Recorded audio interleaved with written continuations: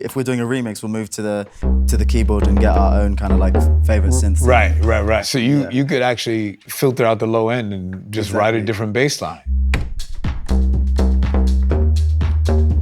Yes. Yeah. Just like that, you get TikTok famous. This is Nile Rodgers. He's a multi-Grammy award-winning songwriter, producer, and artist. He's worked with everyone from Diana Ross to David Bowie and Madonna to Daft Punk. He's also a pretty nice guy. Today, Samsung and StemDrop are introducing me to the dynamic DJ duo Altégo to show you some tips and tricks on sampling and composition to help you make your own hit. Yo, guys, let's do this. We've always wanted to do music. Using a social media platform to DJ on, I just found it so freeing. We uploaded a mashup of Toxic and Pony. After like 3 weeks, it was on like 3 billion plays on TikTok. Nice to meet you. Pleasure, bro. Pleasure. How you doing? What's happening, man? Good to see you. And you. Come on into my fabulous abode. Oh, thank you. Cool. What does it mean to be such a hugely sampled artist? Now it's rewarding.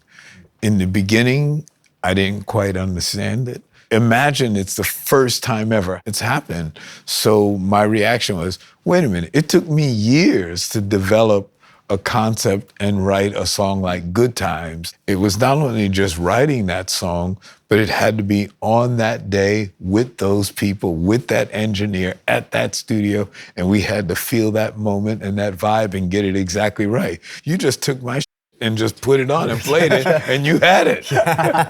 Honestly, I understand. True. But I appreciate the ability to hear something and say, oh man, that goes with this. And, and it's the same thing as sitting down, writing with someone and playing. So I'm glad. I was worried for a second. I was like, our whole career is built. Not everything, it's not all just fraudulent. I'm so glad. Artistically, I believe that it's so valid. I clear every sample. I never say no because I say that an artist has every right to experiment and do what they want. Some people that are really, really precious about the music, they do get they have a certain reaction. They're like, oh yeah, but they just ripped this off. Music is just about enjoying it. Or maybe someone that wouldn't have listened to it before will listen to this different version. As long as you feel good and it's a good time. Yeah. Then no pun intended. then why not? Especially at any point in time, people really just want to have a good time now, and they want to come out and have fun. And if you want to listen to the songs they know in cool different ways, that's all that matters, I think, to us. Yeah. I was on a plane one day and a very big film producer came up behind me and just put headphones on me. And he played Mo Money, Mo Problems, which had I'm Coming Out, and it had the hook in it and still had Mo Money, Mo Problems. And I thought it was the most clever thing I'd ever heard. And I was so impressed. I was like, damn, how did they think of that? Oh, wow. And I just thought that it was as valid as collage art.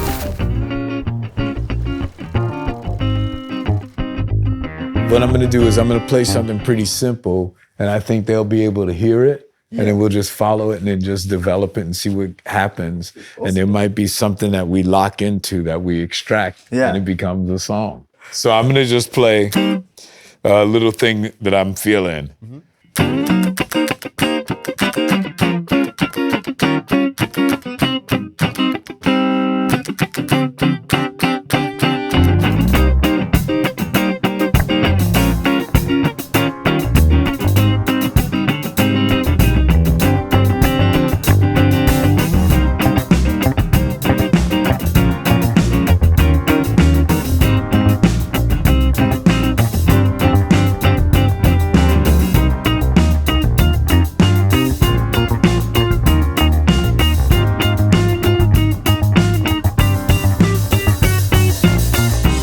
How do you choose samples? Do you have a process? Sometimes it will be strategic if something is trending or something is iconic. But then a lot of the time, it's almost like that divine timing feeling where, it just comes into your head. Yeah, I like to make weird things as well, like really prick people's ears. Yeah. Like our new, we've written a new song, and we actually, one of the ideas that we had was to sample amazing song. I don't know if you know it, Super for One, by this band, Chic. I don't know if you heard of them. They were good. They're a big band. And to use the guitar line and stuff, and use that in the drop, in the chorus, because it's such an iconic, like 4 bars, those chords, and just having that come in, it just takes it to another level. It's interesting that you talk about Soup for One, because that was a film that did so poorly, it actually closed within a week. Oh, wow. Oh, wow. And then years later, Mojo came out and made Lady. And they revived something that artistically I was proud of. And the flop that it was, Mojo made it into the hit that it could be.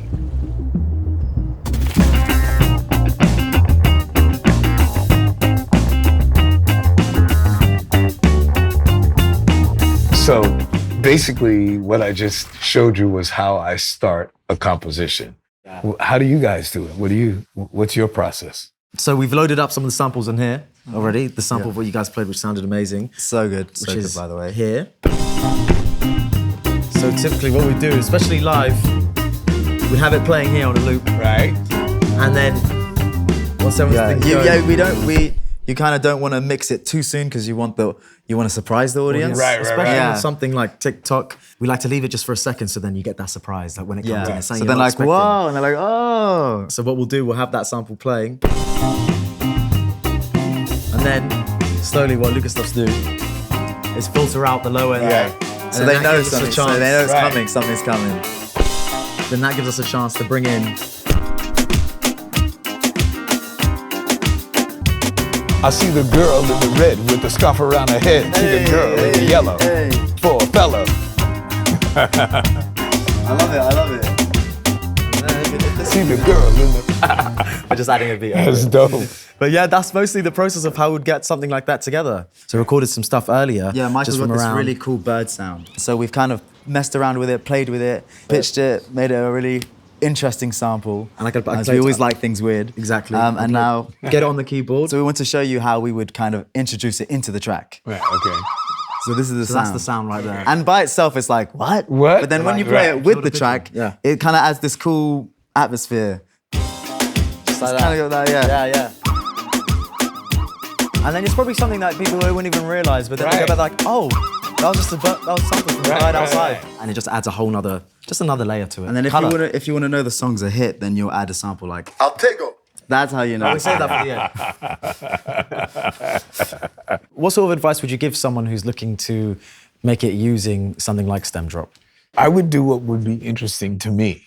So what would be interesting to me is typically things that I wouldn't do. Like when I was listening to what you guys did with Our Little Groove, that was exciting to me. All of a sudden, I actually liked it better. And that actually inspired me to think of like, well, maybe I would add a different line to it or a different lick.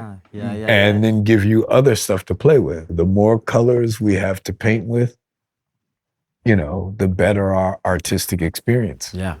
You really find magic in, like, say, guitar riff or in a vocal. I love the vocals as an instrument because you can cut it, chop it, turn it into a bass, turn it into a drum. Right. There's so many pros. There's so many pros. I get it, man.